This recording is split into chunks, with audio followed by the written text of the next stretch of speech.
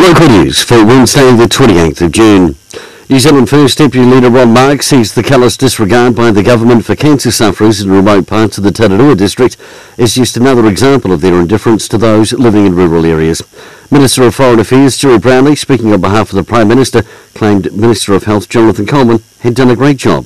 However, when questioned in Parliament about government funding cuts forcing Mid-Central District Health Board to axe a cancer nurse's position, with the nurse's job being axed, the Tararua Health Group CEO Sharon Wards and the Mayor of the Tararua District have been forced to scrape together some money to provide support for 400 cancer sufferers in less accessible areas. Keep an eye out for something orange in your mailbox over the coming days, with more than 3 million enrolment packs being sent out as the Electoral Commission launches its campaign to enrol voters for the 2017 general election. The personalised enrolment update packs are being sent to all enrolled voters and will arrive in letterboxes over the next few days.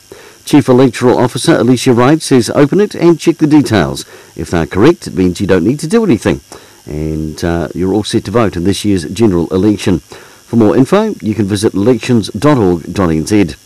And in sport, tonight's college rugby, Wairarapa College's blue and gold teams will go head-to-head at 4 p.m. At 6, Kirrawee play Rathkiel, and Makolda take on Rathkiel Development at 7:15.